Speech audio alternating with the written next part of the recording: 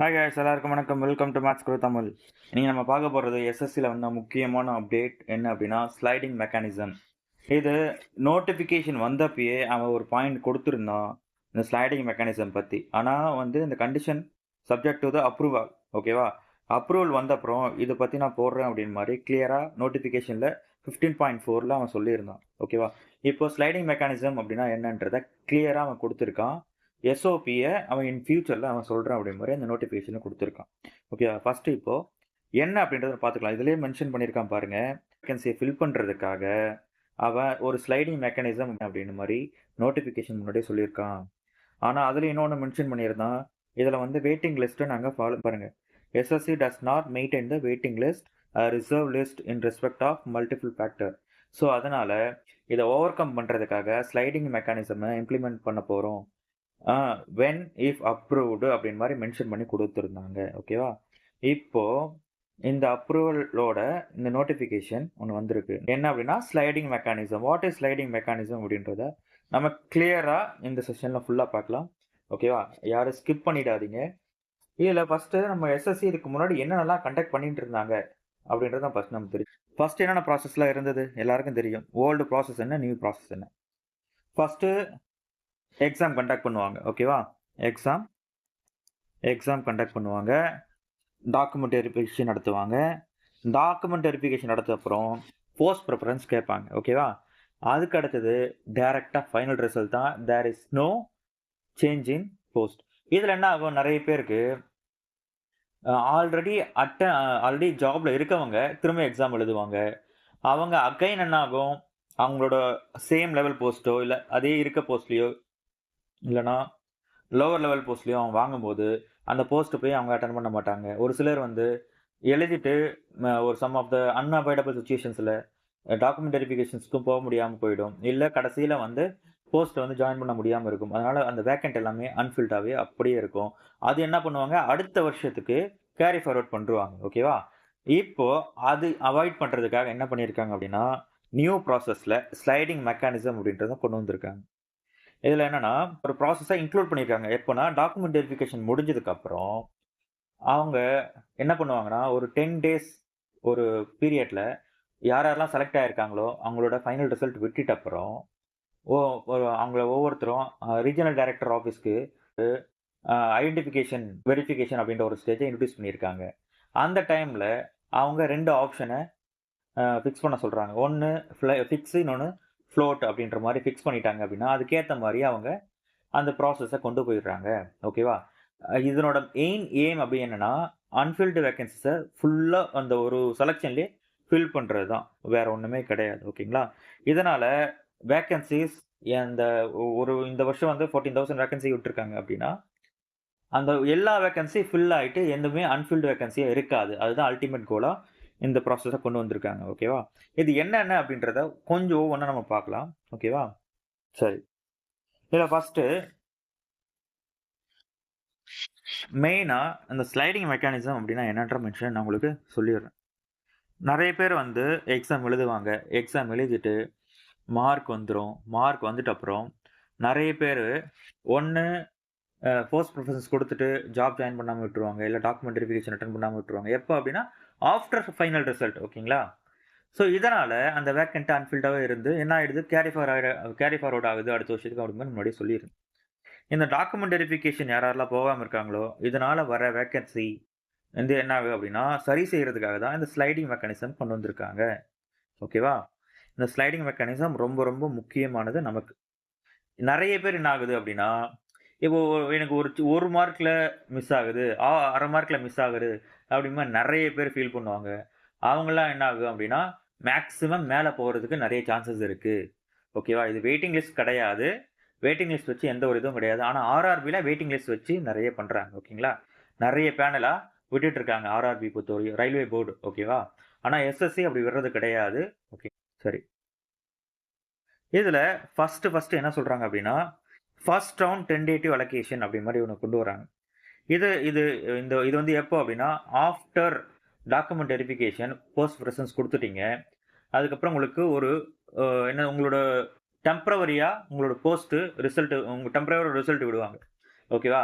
யாரெல்லாம் செலக்ட் ஆயிருக்காங்க based on the document verification post preference வச்சு ஒரு ரிசல்ட் விடுவாங்க. அந்த ரிசல்ட் விடும்போது அவங்களுக்கான போஸ்ட் அதிலே மென்ஷன் பண்ணி வரும். இதுதான் ஃபைனல் ரிசல்ட் இதுக்கு முன்னாடி வந்தது. இப்போ எல்லாரையும் வந்து அந்த ஒரு 10 டேஸ் கேப்ல வந்து ரீஜனல் டைரக்டர் ஆஃபீஸ்க்கு கூப்பிடுவாங்க. எஸ்எஸ்சி ஆஃபீஸ்க்கு ஓகேவா? அந்த டைம்ல ஐடென்டிஃபிகேஷன், வெரிஃபிகேஷன் அப்படின்ற மாரி ஒரு ஸ்டேஜ் இருக்கு. அது 4த் ஸ்டேஜ் ஓகேவா? இந்த ஸ்டேஜ்க்கு எல்லாருமே வரணும். வராதவங்க ஆப்சென்ட் ஆவாங்க. அந்த வேக்கன்ட் அன்ஃபில்டு அந்த வேக்கன்ட் என்ன ஆகும்? வேற யாராச்சும் ஒருத்தர் ஃபில் பண்ருவாங்க. இதுதான் மெயின் அல்டிமேட் கோல் ஓகேவா? இப்போ நெறைய பேர் வராம விட்டுர்றாங்கல்ல, டாக்குமெண்ட் வெரிஃபிகேஷன் இந்த 4த் ஸ்டேஜ்க்கு. அந்த வராம விட்டுருக்க வேக்கன்சியால மேபி ஒரு சிலர் வந்து ஏன்னா இப்போ வந்து இன்கம் டாக்ஸ் எனக்கு தேவை ஓகேங்களா? எனக்கு இன்கம் டாக்ஸ்ல இன்ஸ்பெக்டர் தேவ. ஆனா, எனக்கு வந்து வேற ஒரு போஸ்ட் கிடைச்சிருச்சு. அத விட லோவர் போஸ்ட்டா.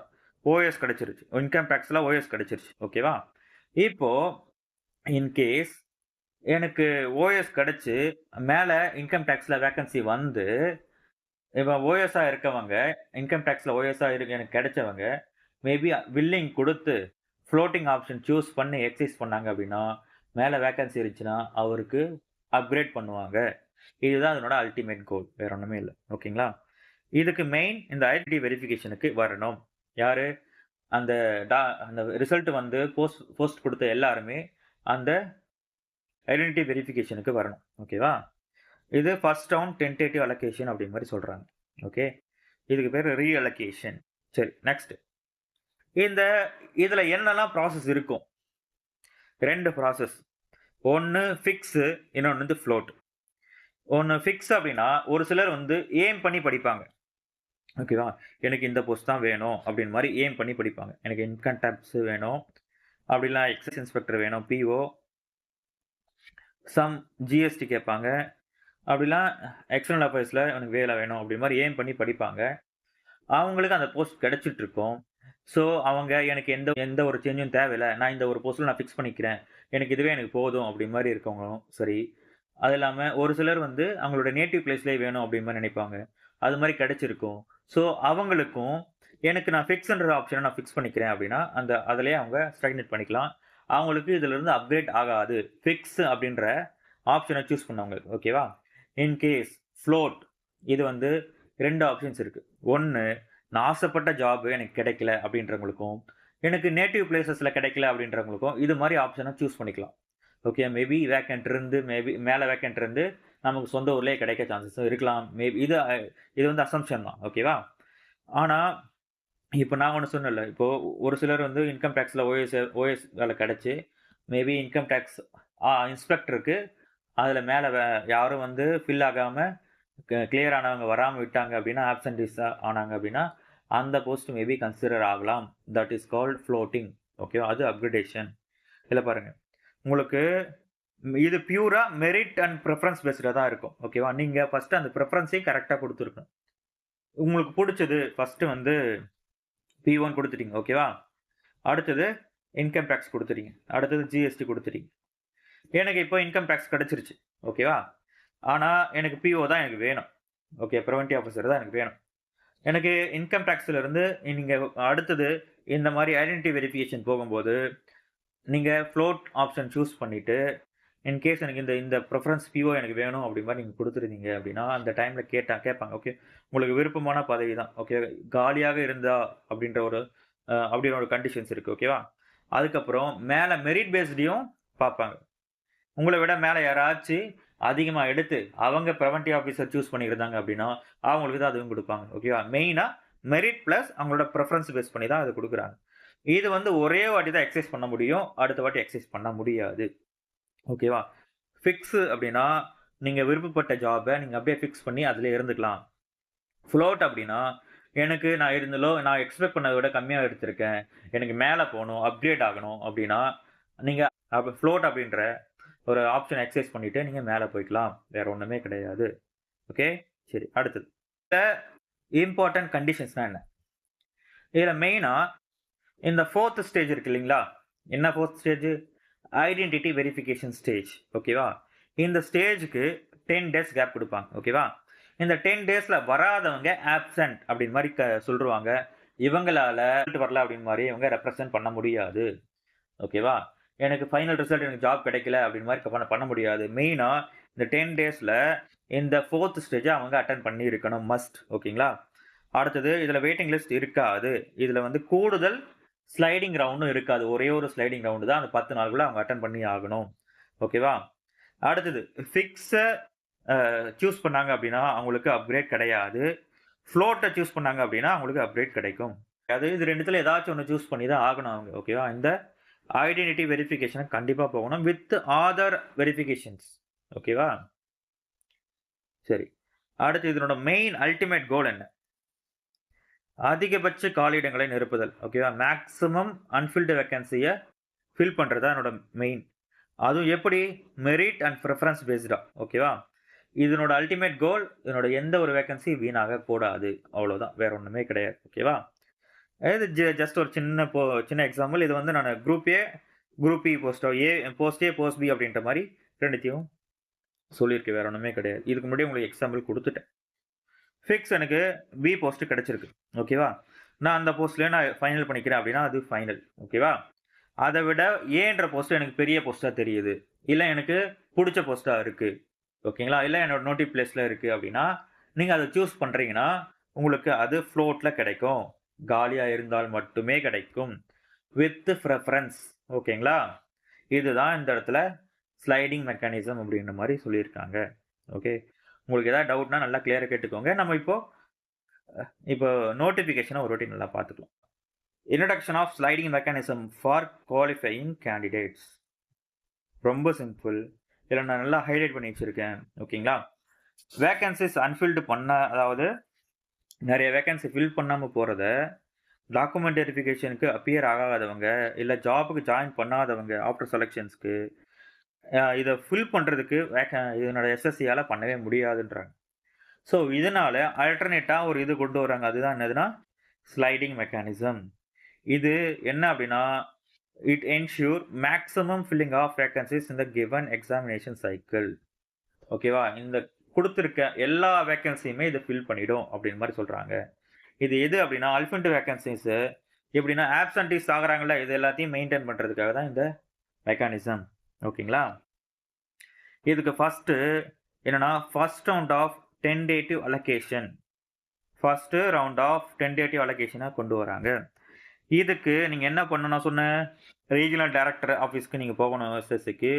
அடுத்ததுக்கு அங்க ஐடென்டிட்டி வெரிஃபிகேஷன் 4த் ஸ்டேஜ் த்ரூ ஆதார் ஆத்தென்டிகேஷன். இத நீங்க முடிக்கணும். ஓகேங்களா? இந்த 4த் ஸ்டேஜ் அப்போ கேண்டிடேட் வந்து 2 ஆப்ஷன சூஸ் பண்ணணும்னு சொன்னேன். 1 ஃபிக்ஸ் பண்றது தான் கடைசி. சேஞ்ச் பண்ண முடியாது. ஓகேங்களா? ஃப்ளோட் அப்டின்னா நீங்க சூஸ் பண்ணீங்கனாவே மேல போயிடலாம். நீங்க நல்லா சூஸ் பண்ணிக்கோங்க. நீங்க இந்த போஸ்ட் தான் வேணும்னா அதிலே நின்னுக்கோங்க. ஒண்ணும் பிரச்சனை கிடையாது. மேல வேக்கன்சி இருந்தா தான் குடுப்பாங்க. With merit and then preference. ஓகேவா? இந்த ஸ்லைடிங் ஆப்ஷன் ஒரே வாட்டி தான் நடக்கும். ஓகே. சரி.